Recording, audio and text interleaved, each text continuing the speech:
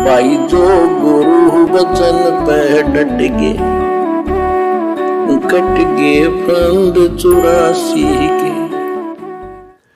भाई और बहनों, फिलहाल हम इसकी भूमिका में चल रहे हैं और 12 पेज तक केवल इसकी भूमिका चलेगी। इसलिए भूमिका में परमात्मा कबीर सागर में जो मिलावट कर दी गई है काल प्रेरणा से, कबीर पंथियों के माध्यम से, तो बहुत सारी जो मोटी मोटी बातें हैं परमात्मा केवल उन्हीं बातों का जिक्र करेंगे। उसके बाद फिर धर्मदास जी के प्रकरण से आगे कबीर सागर का सरलार्थ शुरू होगा। कबीर सागर का सरलार्थ स्पष्टीकरण, पेज नंबर 1। निवेदन: पवित्र कबीर सागर जो वर्तमान में हमें प्राप्त है उसको कबीर पंथी भारत पथिक स्वामी युगलानंद बिहारी द्वारा परिष्कृत यानी संशोधित किया गया है। कबीर सागर के अध्याय अनुराग सागर की प्रस्तावना में तथा ज्ञान प्रकाश के पेज नंबर 37 के नीचे संशोधनकर्ता की टिप्पणी में लिखा है कि अनुराग सागर की मेरे पास 46 हस्तलिखित प्रतियां रखी हैं जिनमें आपस में बहुत भिन्नता है, कोई भी एक दूसरे से मेल नहीं खाती है। सबसे निष्कर्ष निकालकर मैंने ये ग्रंथ कबीर सागर छपवा रखा है। सन 1/4/1914 वैसाख बदी 8 विक्रमी संवत 1971 में यह कबीर सागर छपा है। अध्याय ज्ञान प्रकाश के पेज नंबर 37 के नीचे की टिप्पणी में लिखा है कि प्रत्येक प्रति के लेखक साहिबान ने अपनी महिमा मंडन के लिए ग्रंथों में अपनी बुद्धि के अनुसार परिवर्तन किया है, जिस कारण से कबीर पंथ के ग्रंथों की दुर्दशा हुई है। मैंने स्वामी युगलानंद जी ने बहुत परिश्रम करके यह कबीर सागर संशोधित किया है। जो वर्तमान में छपी है वह श्री उगर नाम साहिब के पास जो प्रति थी उसी को छपवाया है, यानी सन 1/4/1914 को छपा है।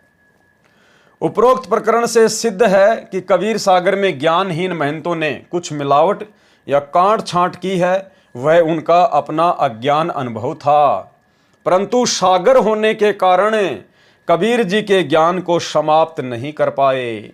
बीच बीच में तथा कहीं पूरे अध्याय में सच्चाई शेष है। उसकी सत्यता संत गरीबदास जी गांव छुडानी जिला झज्जर हरियाणा वाले के सत्य ग्रंथ से होती है, जिसमें कोई काट छांट या मिलावट नहीं है। यानी आदरणीय गरीबदास जी महाराज जी ने अपना जो सदग्रंथ साहिब लिखा है उसमें कोई मिलावट नहीं है, कोई काट छांट नहीं है।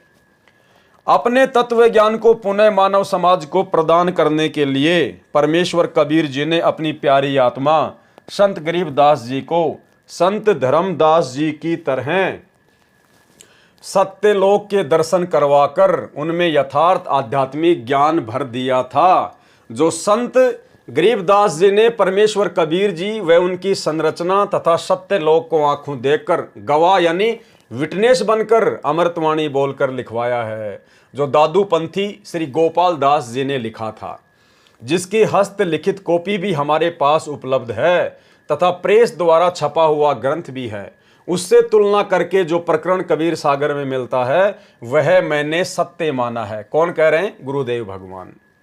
उसी को आधार बनाकर सत्संग करता हूं तथा पुस्तकें भी बनाई हैं। कबीर सागर के सरलार्थ में यही आधार माना है।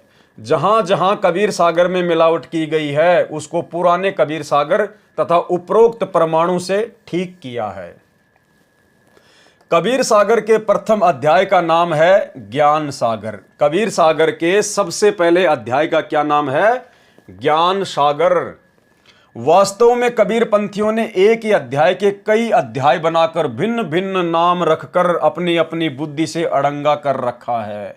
वर्तमान कबीर सागर में कुल 40 अध्याय हैं, जिनके नाम हैं ज्ञान सागर, अनुराग सागर, अंबु सागर, विवेक सागर, सर्वज्ञ सागर, ज्ञान प्रकाश, अमर सिंह बोध, वीर सिंह बोध, भोपाल बोध, जगजीवन बोध, गरुड़ बोध, हनुमान बोध, लक्ष्मण बोध, मोहम्मद बोध, काफिर बोध, सुल्तान बोध, निरंजन बोध, ज्ञान बोध, भवतारण बोध, मुक्ति बोध, चौका बोध, कबीर वाणी, करम बोध,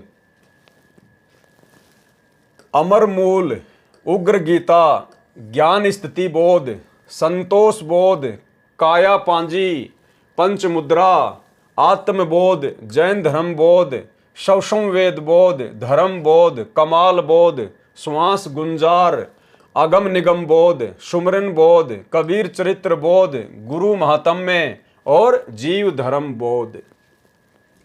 सरलार्थ करता संत रामपाल दास, सतलोक आश्रम बरवाला, जिला हिसार, प्रांत हरियाणा। जो गुरु बचन पे डट गए, कट गए फंद 84 के, कट गए फंद 84 के, कट गए फंद 84 के।